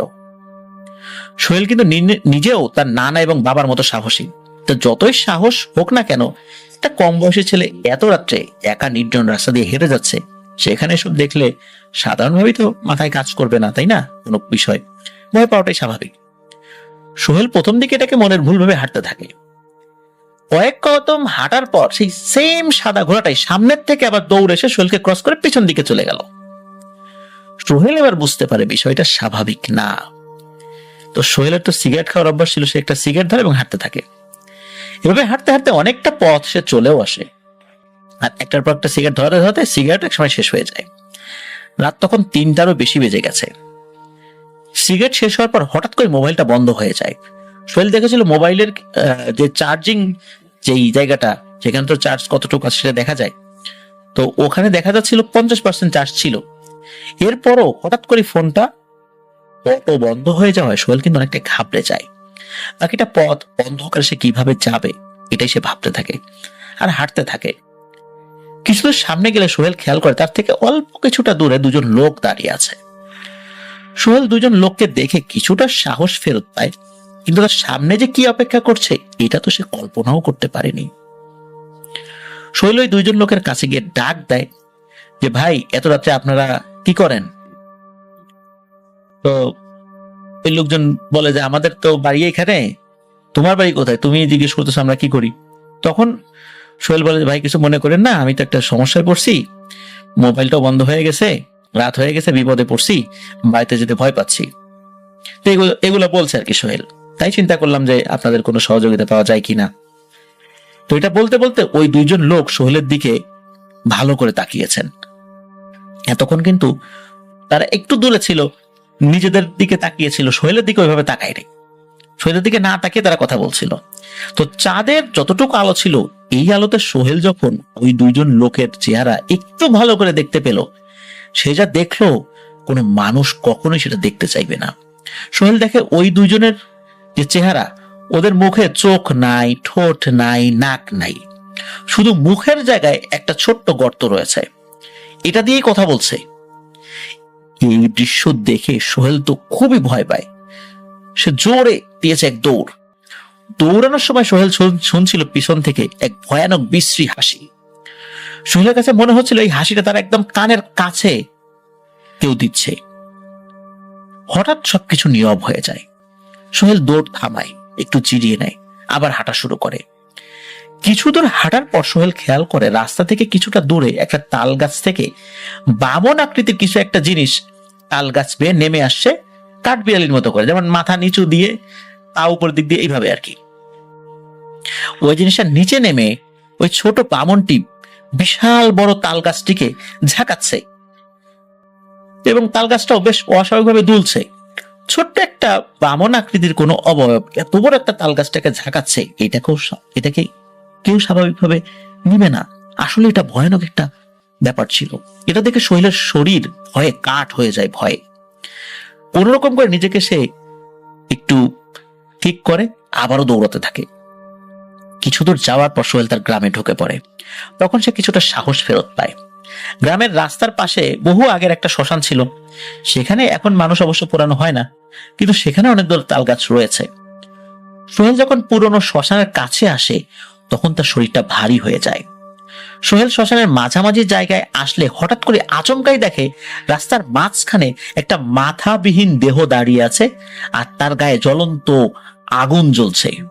এটা দেখে সোহেল এমন ভয় পায়, সে মনে করে আজ হয়তো তার জীবনের শেষ দিন, সে আর কখনো হয়তো বাড়িতে ফেরত যেতে পারবে না। হঠাৎ মাথাবিহীন জ্বলন্ত দেহটা ভয়ানক শব্দ করে হাসতে থাকে। মাথা নাই, কিন্তু শব্দ আসছিল কোথা থেকে, হাসছে কি দিয়ে, এটা কিন্তু বুঝতে পারছিল না। এই ভয়ানক হাসির শব্দ শুনে সোহেলের মনে হচ্ছিল হৃৎপিণ্ড ছিঁড়ে বাইরে বের হয়ে আসবে। সোহেল আর নিজেকে ধরে রাখতে পারেনি। সে জোরে এক চিৎকার করে ওখানে বেহুশ হয়ে পড়ে যায়। ভোরবেলা পথ দিয়ে মানুষ নামাজে যাওয়ার সময় তাকে পুরনো শ্মশানের কাছে পড়ে থাকতে দেখে এবং সোহেলকে দেখে তার চিন্তা করে, বাড়ির কাছে চলে আসছিল তো। তখন সোহেলকে তার বাড়িতে তারা ধরাধরি করে পৌঁছে দেয়। বাড়িতে নিয়ে মুখে পানি দিলে সোহেলের হুঁশ ফেরে। তখন তার সাথে রাত্রে কি ঘটেছে সবকিছু তার মায়ের কাছে খুলে বলে। তখন তার মা বুঝতে পারে এরা সেই পিশাচিনীর পরিবারের কাজ। তারপর বিভিন্ন পানি পড়া খাইয়ে সোহেলকে আল্লাহর রহমতে সুস্থ করা হয়। 9 দিন ধরে সোহেল ভয়ানক জ্বরে ভুগেছিল। হঠাৎ একদিন রাত্রে সোহেলের মা স্বপ্নে দেখে ভয়ঙ্কর আকৃতির একটা বিশাল বিশাল অবয়ব তাকে বলছে, তোর ছেলেকে মাটিতে পুঁতে ফেলতাম রে, কিন্তু কোনো এক কারণে পারি নাই। কিন্তু এভাবে আর কতদিন বাঁচবি? এখনো সময় আছে, সময় থাকতে আমাদের বোনকে ছেড়ে দে, তা না হলে সবাইকে কঠিন পরিণতি ভোগ করতে হবে। এখন তো তোর বাপ বেঁচে নাই, তোদেরকে রক্ষা করবে কে? এখনো ভেবে দেখ কি করবি। এটা বলে ওই অবয়বগুলো অদৃশ্য হয়ে যায়। সোহেলের নানা বাড়ি ছিল টিনের ঘর, তার নিচে সেই পিশাচিনীকে পুঁতে রাখা হয়েছিল। ওখানেই 2021 সালে বিল্ডিং করা হয়েছে। ওই পিশাচিনী যাতে কখনো মুক্তি না পায়, এই জন্য মাটির উপরেই বিল্ডিং করা হয়েছে। বিল্ডিং করার সময় স্বপ্নে সোহেলের নানি, মা, তারপরে মামা, সোহেলের মাকেও নাকি নানান ধরনের ভয় ভীতি দেখানো হয়েছিল, কিন্তু কেউ ভয়ে থেমে থাকে নাই। এখনো সেই পিশাচিনী ওই ঘরের নিচেই বন্দী রয়েছে এবং কতদিন ওভাবে থাকবে সেটা আল্লাহ তাআলাই ভালো জানেন। সোহেলের মামা, খালা সহ সোহেলদের নিজেদের পরিবার এত বছর ধরে ভয়, আতঙ্ক আর চিন্তা নিয়ে জীবনযাপন করছে। কখন যেন তাদের কোন স্বজনকে হারাতে হয় সেই চিন্তায় এখনো তাদের শঙ্কায় দিন কাটছে। তো এটাই ছিল সোহেলের পরিবারের সাথে ঘটে যাওয়া এই ঘটনাটি। প্রিয় লিসেনার্স, সোহেলের মামার ওই করুণ মৃত্যুতে আজও সোহেলের নানি কিন্তু কান্নাকাটি করে। নিজের চোখের সামনে তার সন্তানকে এভাবে ভয়ানকভাবে মরতে দেখা, এটা কোনো মা কি ভুলতে পারে? নিশ্চয়ই পারে না। ওই পিশাচিনী আজও বন্দী রয়েছে সেই ঘরের নিচে। কবে, কিভাবে, কখন মুক্তি পাবে কেউ বলতে পারে না, আল্লাহ ভালো জানেন। আর ওই পিশাচিনীকে মুক্ত করার জন্য তার পরিবারের সদস্যরা এখনো সোহেলের পরিবারকে হুমকি দিয়ে যাচ্ছে। প্রিয় লিসেনার্স, কেমন লাগলো এই ঘটনাটি? নিশ্চয়ই ভয়ের এক অন্য দুনিয়াতে চলে গিয়েছিলেন। জানি না কতটুকু ভালো করে বলতে পেরেছি। আমি আমার জায়গা থেকে চেষ্টা করেছি, আশা করছি ঘটনাটি আপনাদের ভয়ের শিহরণ জাগাতে সক্ষম হয়েছে ইনশাল্লাহ। আশা করছি প্রথম ঘটনাটা আপনাদের অনেক ভালো লেগেছে। বেশি কথা না বাড়িয়ে চলে যাচ্ছি পরের ঘটনায়। এই ঘটনাটি গ্রামের একটি ছেলের সাথে ঘটেছিল 2014 সালের দিকে। এই ঘটনাটি ঘটেছিল ময়মনসিংহ জেলার ফুলপুর উপজেলার একটি গ্রামে। সঙ্গত কারণে গ্রামের নামটি প্রকাশ করতে নিষেধ করেছেন। তো ঘটনাটি ঘটেছিল এই মতিউর ভাইয়ের বড় ভাইয়ের চাচা শ্বশুরের ছেলের সাথে। আমরা নামটা বলছি, সেই ছেলেটার নাম আর কি, তার নাম হচ্ছে কাউসার আহমেদ। ঘটনাটি যখন 2014 সালের দিকে ঘটে, তখন এই কাউসার আহমেদের বয়স 13 কি 14 বছর। কাউসার যে স্কুলে পড়তো, সেই স্কুলে যাওয়ার পথে একটি গাব গাছ পড়তো। তো সে একদিন স্কুলে যাওয়ার পথে হঠাৎ সেই গাব গাছের দিকে তার চোখ যখন গেছে, তখন সে দেখতে পায় গাব গাছের মধ্যে একটা ময়না পাখির বাসা। আর সেই বাসায় দুটি ময়না পাখি বসে আছে। আর সেই বাসা থেকে ময়না পাখির ছোট বাচ্চার কিচিরমিচির শব্দ শোনা যাচ্ছে। তখন এই কাউসার তার সহপাঠীদের সাথে প্ল্যান করলো স্কুল থেকে ফেরার পথে গাছে উঠে ময়না পাখির বাচ্চা ধরবে। ছোটবেলা থেকে যদি ময়না পাখির বাচ্চাকে লালন পালন করা যায়, তখন ভালো কথা বলতে পারে। এই চিন্তা করেই মূলত এরকম একটা প্ল্যান করেছে। তো যেইভাবে সেই কাজ, স্কুল থেকে ফেরার পথে তার সহপাঠীদেরকে সাথে নিয়ে সেই গাব গাছের নিচে এসে দাঁড়ায়। স্কুল ব্যাগটা অন্য একজনের হাতে দিয়ে সে গাছে উঠতে শুরু করে। তার সাথে অন্য যে সহপাঠীরা ছিল, ওই সহপাঠীরা কিন্তু গাছে উঠতে এতটা পারদর্শী ছিল না কাউসারের মতো। কাউসার কিন্তু গাছে উঠতে খুবই পারদর্শী, আর এমনিতেও সে খুবই চঞ্চল। এলাকার মানুষের গাছ থেকে সুপারি, আম, নারকেল সহ আরো অনেক কিছু সে পেরে দিত। সে যখন প্রথমবার গাছে উঠতে শুরু করেছে, তখন অর্ধেক ওঠার পরে গাছ থেকে সে এমনি এমনি পড়ে যায়। তবে পড়ার পর সে তেমন কোনো ব্যথাই পায়নি। তার সহপাঠীরা জিজ্ঞেস করছে, কি হলো রে? তখন সে বলতেছে, এমনি এমনি তো পড়ে গেলাম। তখন অন্যরা বলতেছে, তাহলে তো বেশি ব্যথা পেয়েছিস? বলে, না, আমি তেমন কোনো ব্যথাই পাইনি। সহপাঠীরা আশ্চর্য হয়ে যায়, কারণ সে যতটুকু উচ্চতা থেকে নিচে পড়েছে, ব্যথা তো পাবারই কথা, কিন্তু সে পায়নি। দ্বিতীয়বার সে আবার ট্রাই করলো। দ্বিতীয়বারও ঠিক একই উচ্চতা থেকে সে নিচে পড়ে গেল। এবারও সে কোনো ব্যথা পায়নি। আশ্চর্য বিষয়। তৃতীয়বার সে চিন্তা করলো এবার উঠবই। সে তার সহপাঠীদেরকে বলতেছে, কেন যেন পড়ে যাচ্ছি নিজেও জানি না, দেখি এবার আমাকে উঠতেই হবে। এবার সে যখন উঠছে, উঠতে উঠতে কিন্তু ওই আগের উচ্চতা থেকে আরো একটু উপরে যখন উঠেছে, তখন ওই সহপাঠীরা কিন্তু খেয়াল করছে যে কি হচ্ছে। তখন সবাই খেয়াল করলো, মনে হচ্ছে যে কেউ একজন এই কাউসারকে ধরে ছুঁড়ে দূরে ফেলে দিল। গাছ থেকে নিচে পড়ে গেলে তো সরাসরি নিচে পড়বে, কিন্তু তা না, মনে হচ্ছে কে যেন তাকে ছুঁড়ে দূরে ফেলে দিয়েছে। আর এমন ভাবে পড়েছে, পড়েই তো সে প্রচন্ড জোরে একটা চিৎকার দিয়ে ওখানে অজ্ঞান হয়ে যায়। তার যারা সহপাঠীরা ছিল, তারা দ্রুত এই কাউসারের বাসায় গিয়ে খবর দেয়। তখন তো তার আত্মীয় স্বজনরা, বাবা চাচারা অতি অল্প সময়ের মধ্যে দৌড়ে ওখানে চলে আসে। তখন তারা দেখে যে কাউসার মাটিতে পড়ে আছে, নাক মুখ দিয়ে রক্ত বের হচ্ছে। তখন তারা ধরাধরি করে বাড়িতে নিয়ে যায়। তখন কিন্তু প্রায় সন্ধ্যা হয়ে যাচ্ছে, এমন একটা অবস্থা। যখন কাউসারকে কোলে করে বাড়ির দিকে নিয়ে যাওয়া হচ্ছিল, তখন পথিমধ্যে ওই এলাকার মসজিদের ইমাম সাহেবের সাথে দেখা হলে ইমাম সাহেব বিস্তারিত শুনলেন। কাউসারের সহপাঠীরা তো ছিল, তারা যেভাবে বর্ণনা করেছে, ইমাম সাহেব এটা শোনার পর ইমাম সাহেব বলছেন, এটা তো স্বাভাবিক বিষয় বলে মনে হচ্ছে না। এখন তো মাগরিবের আজান হয়ে যাবে যাবে ভাব, আমি মাগরিবের নামাজটা পড়িয়ে তোমাদের বাড়িতে আসতেছি। এই বলে উনি মসজিদে চলে গেলেন। এদিকে কাউসারকে বাড়িতে নিয়ে আসা হয়েছে। কাউসারের নাক মুখ দিয়ে কিন্তু রক্ত পড়ছিল। বাড়িতে আনার পর তার নাক মুখ দিয়ে যে রক্ত পড়ছে ওটা মুছে দেওয়া হয়। রক্ত অবশ্য বন্ধ হয়ে যায়। এরপর বাসায় তো কান্নার রোল পড়ে গেছে। কাউসারের তো শ্বাস প্রশ্বাস চলছে, কিন্তু তার কিন্তু সেন্স নাই। আশেপাশের মানুষজন এসে জড়ো হয়ে গেছে। কিছুক্ষণ পর ইমাম সাহেব এসে হাজির হলেন। উনি কাউসারের সামনে বসে উনি ওনার মতো করে রুকিয়া শুরু করলেন। কিছুক্ষণ রুকিয়া করার পর হঠাৎ কাউসার চোখ খুলল। কাউসার ওই যে গাছ থেকে পড়ার পর জ্ঞান হারিয়েছিল, দীর্ঘ সময় অজ্ঞান থাকার পর হুজুর যখন রুকিয়া শুরু করেছেন, এরপরে কিন্তু কাউসার চোখ খুলেছে। এমনভাবে চোখ খুলেছে মনে হচ্ছে চোখগুলো এখন ছিটকে বেরিয়ে আসবে, এত বড় বড় করে চোখ করেছে। আর চোখগুলো দেখে আসলে চোখ মনে হচ্ছিল না, মনে হচ্ছিল এগুলো আগুনের গোলা। চোখ খোলার পর তখন রাগান্বিত হয়ে হুজুরের দিকে তাকিয়েই দাঁতে দাঁতে কামড় দিয়ে কটমট করতে করতে হুজুরকে জিজ্ঞেস করছে, আমাকে কেন বিরক্ত করতেছিস? তখন হুজুর বলে, কে তুই? এই ছেলেটার উপর কেন আসর করেছিস? তখন কাউসারের ভেতরে থাকা জিনটা বলতে থাকে, ওর কত বড় সাহস! আমি খাওয়া দাওয়া করে আরাম করে একটু শুয়েছি, আমার চোখ লেগে আসছে ঘুমে, ঠিক সেই সময় সে গাছে ওঠা শুরু করেছে। তখন আমি তাকে সরাসরি কোনো আঘাত না করে গাছ থেকে নামিয়ে দিছি। নিচে পড়ার পরও সে কোনো ব্যথা পায়নি। আমি ভাবছি হয়তোবা আর বিরক্ত করবে না, কিন্তু সে আবারও গাছে ওঠার চেষ্টা করছে। তখনও কিন্তু আমি একই পদ্ধতিতে ওকে গাছ থেকে নামাই দিছি। ভাবছিলাম এবার হয়তোবা সে চলে যাবে, কিন্তু না, সে তৃতীয়বার যখন ওঠা শুরু করেছে তখন আমি এর উপর এতটা বিরক্ত হয়েছি যে আমি ওকে শক্ত করে ঘাড়ে চেপে ধরছি, তারপর দূরে মাটিতে ছুঁড়ে ফেলছি। আর আমি এত জোরে ওরে ছুঁড়ে ফেলছি, ওর ভিতরে সবকিছু কিন্তু নষ্ট করে ফেলছি। শুধু তাই না, ওর ভেতরে সবকিছু কিন্তু আমি খেয়ে ফেলছি।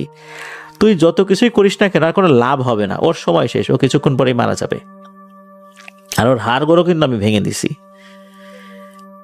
এই কথা বলেই নাকি কাউসারের শরীরে একটা ঝাঁকি লাগে, বোঝা গেল জিনটা শরীর থেকে বাইরে বের হয়ে গেছে। এরপর কটমট কটমট একটা আওয়াজ হয়। ওখানে একটা বড় কাঁঠাল গাছ ছিল, ওই কাঁঠাল গাছে একটা মোটা ডাল কটমট করতে করতে ঝপাস করে ভেঙে মাটির উপর পড়ে। তখন কিন্তু বাড়ির লোকজন আবারও ভয় পেয়ে যায়, কারণ এত বড় গাছের এত মোটা একটা ডাল এইভাবে কোনো বাতাস ছাড়া তো ভেঙে পড়ার কথা না। তখন সবাই বুঝতে পারে কাউসারের শরীর থেকে বের হয়ে ওই জিনটার ডালটা ভেঙে দিয়ে চলে গেছে, মানে তার উপস্থিতি আবারও জানান দিয়েছে। জিনটা চলে যাওয়ার অল্প কয়েক মিনিট পরই কাউসারের আবার সেন্স ফেরত আসে। চোখ খোলে। চোখ খোলার পর শুধু একটি কথাই বলেছিল, বড় আম্মা কই? বড় আম্মা বলতে তার বড় চাচিকে খুঁজছিল। বড় চাচিকে সে বড় আম্মা বলতো। বড় চাচি তাকে খুব মহব্বত করত, সেও বড় চাচিকে খুব সম্মান করত, ভালোবাসতো। তার বড় আম্মা সামনে আসে। বড় আম্মাকে দেখে শুধু চোখ থেকে কয়েক ফোঁটা পানি পড়েছিল কাউসারের। এরপরই তার নিঃশ্বাসটা বন্ধ হয়ে যায়, অর্থাৎ কাউসার শেষ নিঃশ্বাস ত্যাগ করে। প্রিয় লিসেনার্স, ঘটনাটা এই পর্যন্তই। এই ঘটনা থেকে আমরা যেটা শিখতে পেলাম তা হচ্ছে, এই যে গাছে ওঠা, গাছে ওঠার সময় শুধু নয়, মাছ ধরার সময়, গাছে ওঠার সময় বা এমন কোনো জায়গায় যাওয়ার সময় আমরা এমন কিছু যদি আঁচ করতে পারি, তাহলে কিন্তু সেখানে যাওয়াটা আমাদের জন্য উচিত না। আমাদেরকে বাধা দিচ্ছে ক্রমাগত, তাহলে সেখানে কিন্তু পা বাড়ানো উচিত না। বিপদ কিন্তু সেখানে নিশ্চিত হবেই। এমনই কিন্তু আলামত বোঝা যায়, বিশেষ করে এই ধরনের ঘটনাগুলোর ক্ষেত্রে। যদি এমন অস্বাভাবিকতা আমরা ফিল করি বা দেখি, তাহলে সেদিকে যাওয়াটা আর উচিত হবে না। কারণ জিনেরা সংকেত দিচ্ছে যে তুমি এই কাজটি করো না, আমাদের অসুবিধা হচ্ছে, সেই কাজে আর সামনে আগানোটা উচিত নয়।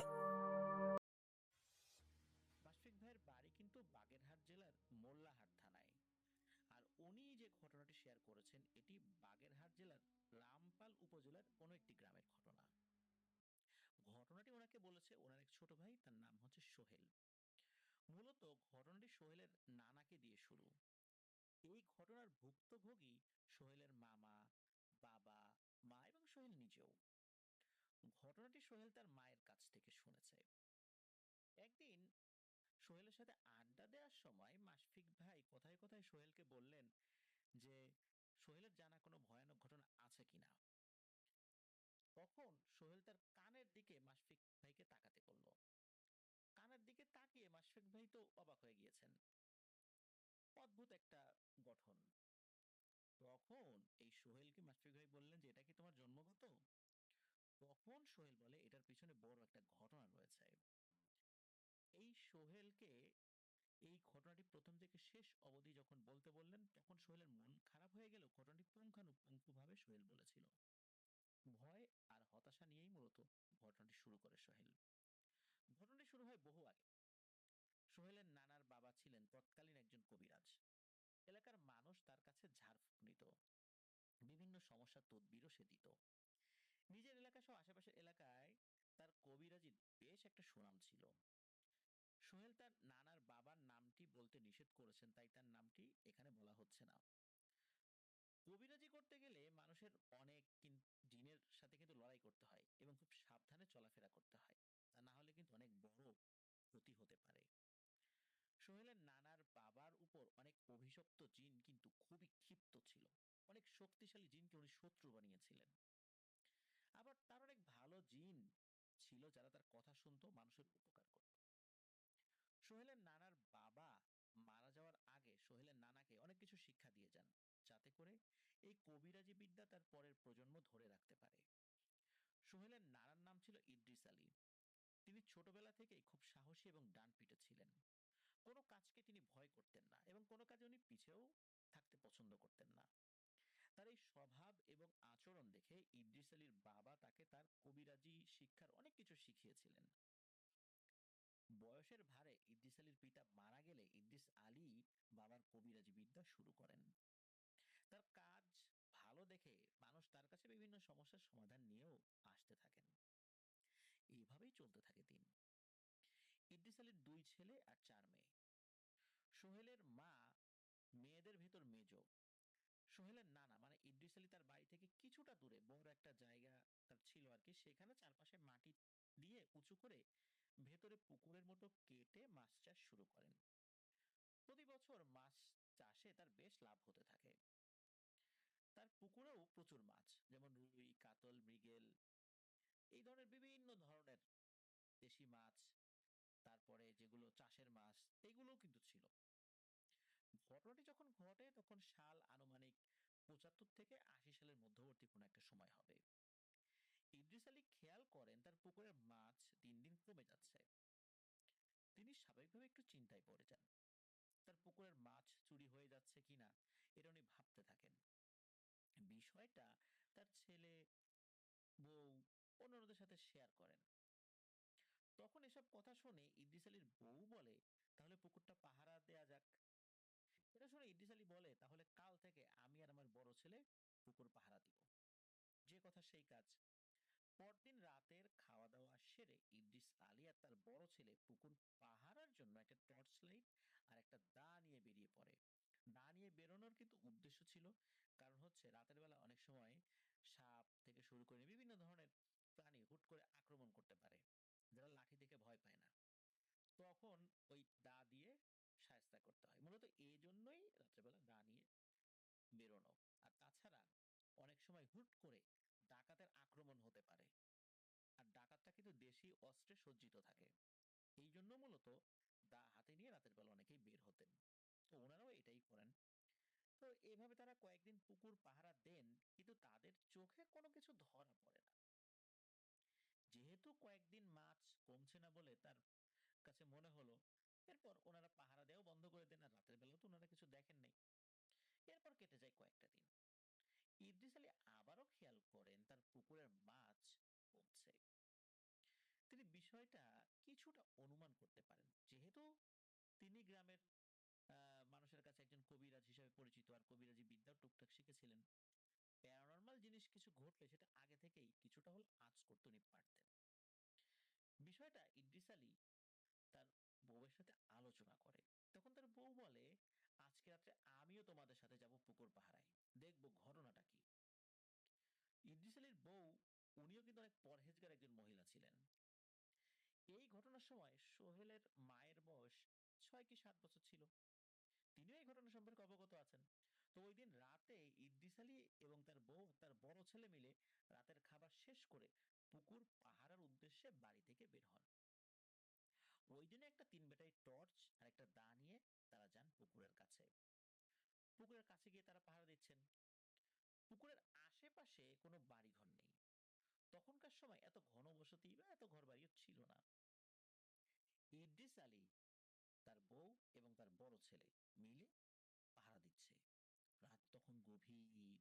কয়টা বাজে ঠিক তারা অনুমান করতে পারেন নাই। হঠাৎ ইদ্রিস আলীর বড় ছেলে খেয়াল করে পানিতে শব্দ হচ্ছে হালকা ভাবে, মানে হালকা শব্দ আসছে আর কি। তখন কিন্তু জ্যোৎস্না রাত ছিল। সোহেলের মামাও কিন্তু পুকুরের চারদিকে তাকিয়েছিল। এখন সোহেলের মামা বলছে এই কারণে, কারণ এই যে ছেলেটা, মানে ইদ্রিস আলীর ছেলেটা তো সোহেলের মামা হয় আর কি। তো সোহেলের মামার পুকুরের চারপাশে তাকিয়ে তার চোখ পুকুরের এক কোনায় আটকে যায়। ইদ্রিস আলীর ছেলে মানে সোহেলের মামা জ্যোৎস্নার আলোয় দেখে সাদা শাড়ি পরা একটা মহিলা। এই মহিলা অবয়বটা পুকুরের দিকে মুখ করে বসে কি যেন করছে। তখন ইদ্রিস আলীর ছেলে তার বাবার মাকে বিষয়টা দেখায়, এই দেখো দেখো ওই জিনিসটা কি। ইদ্রিস আলী কবিরাজ হওয়ায় বিষয়টা দেখেই বুঝে ফেলে জিনিসটা কি হতে পারে। তখন ইদ্রিস আলী তার ছেলে আর বউকে বলে, ওখানে কারো যাওয়ার দরকার নাই, আমরা এখানে বসে আছি, এখানে বসে দেখি যে কে মাছ চুরি করে, ওই জিনিসটা করেটা কি। হুট করে কোনো কিছু করা ঠিক হবে না। আর এই বিষয়টা ইদ্রিস আলীর বউ আর ছেলে তখনও বুঝতে পারেনি যে এই বিষয়টা স্বাভাবিক কিছু না। চিন্তা করেছে যে উনি এমনিতেই হয়তো বা বিষয়টা বলেছেন অন্য কিছু চিন্তা করে, কারণ ওইটা দেখে কিন্তু অস্বাভাবিক কিছু মনেও হচ্ছিল না। এদিকে ইদ্রিস আলীর ছেলে মানে সোহেলের মামা ওই মহিলাকে দেখে আর তার পানিতে শব্দ করা দেখে বুঝতে পারে সে পানি থেকে মাছ তুলে তুলে খাচ্ছে। সোহেলের মামা এই মাছ ধরা দেখে রাগে ক্ষোভে তার মাথায় আর কোনো কিছু ছিল না। একটু আগে তার বাবা যে নিষেধ করেছে এই বিষয় তার আর মাথায় নাই। তখন তার হাতে থাকা দা নিয়ে ওই মহিলা অবয়বের দিকে দৌড়াতে শুরু করে। ইদ্রিস আলী তার ছেলের দৌড় দেখে সে বলতে থাকে, এই থাম বাবা থাম, ওদিকে যাস না, চলে আয় চলে আয়, খবরদার যাস না কিন্তু। কিন্তু সোহেলের মা আমার ইদ্রিস আলীর ছেলে রাগে ক্ষোভে দৌড়াতে থাকে, তার বাবার কথা সময় শুনছে না। মহিলা অবয়বের কাছাকাছি যখন সে পৌঁছায় তখন সে কি করে, ওই মহিলা অবয়বের বিশাল চুল অনেক দূর অবধি কিন্তু মাটিতে পড়েছিল, মানে ওই মহিলা অবয়বের চুলটা ছিল অনেক বড়, সে যেখানে বসেছিল তার মাথার চুল পেছন দিকেও কিন্তু অনেক দূর পর্যন্ত ছিল। সোহেলের মামা রাত হওয়ায় খেয়াল করতে পারেনি যে সে আসলে ওই চুল ছড়িয়ে বসে আছে, আর তার চুল মাটিতে বিশাল জায়গা নিয়ে পড়ে আছে, মানে পড়ে আছে এটা উনি বুঝতে পারেনি। ইদ্রিস আলীর ছেলে ওই অবয়বের কাছাকাছি যেতে ওই অবয়বটি কি করেছে, তার চুল দিয়ে সোহেলের মামাকে অজগর সাপের মতো পেঁচিয়ে উঁচু করে জোরে মেরেছে এক আছাড়। নর্মালি চুলের সাথে কিন্তু মানুষের কোনো স্নায়ু থাকে না, চুল কিন্তু মানুষ হাত পায়ের মতো নাড়াচাড়া করতে পারে না, কিন্তু ওই অবয়বটি চুল দিয়েই সোহেলের মামাকে পেঁচিয়ে ফেলে এবং মাটিতে মারে প্রচন্ড জোরে এক আছাড়। এদিকে নিজের ছেলেকে এই অবস্থায় দেখে ইদ্রিস আলীর ওয়াইফের মাথা ঠিক থাকে না।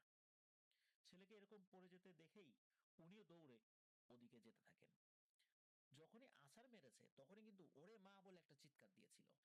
মূলত সন্তানের মুখে এরকম ডাক শুনে কোনো মাই কিন্তু ঠিক থাকতে পারে না। এই কারণে ইদ্রিস আলীর বউ ওই দিকটাতে দৌড়াতে থাকেন। মূলত এক আছাড় খেয়েই ওই চিৎকার দিয়েই ওইখানেই সোহেলের মামা মানে ইদ্রিস আলীর ছেলে মারা যায়। আর ইদ্রিস আলী আর তার বউ, সে তো এরকম দূরে দাঁড়িয়ে দেখতে পায় না, তার বউ তো আগের থেকে দৌড় দিয়েছে। মূলত তার ওয়াইফ ওই কাছাকাছি যেতেই ওই অবয়বটা ওখানে আর ছিল না, অদৃশ্য হয়ে যায়। ইদ্রিস আলী পরবর্তীতে ওখানে আসে, এসে দেখে তার ছেলের গলা দিয়ে রক্ত বের হচ্ছে, হাত পা সব ভেঙে গেছে, আর কোনো সাউন্ড তার নাই, আর কোনো পালস নাই, মানে মারা গেছে। বাবা মায়ের সামনে সন্তানের এমন অবস্থা হলে কি মেনে নেওয়া সম্ভব? ইদ্রিস আলী তো তার ছেলের পাশে পাথরের মতো দাঁড়িয়ে থাকে, আর ছেলের লাশ জড়িয়ে ধরে অঝোর ধারায় ইদ্রিস আলীর বউ কাঁদতে থাকে। একটা সময় ইদ্রিস আলী তার বউকে বলে, চলো ছেলের লাশ বাড়িতে নিয়ে যাই।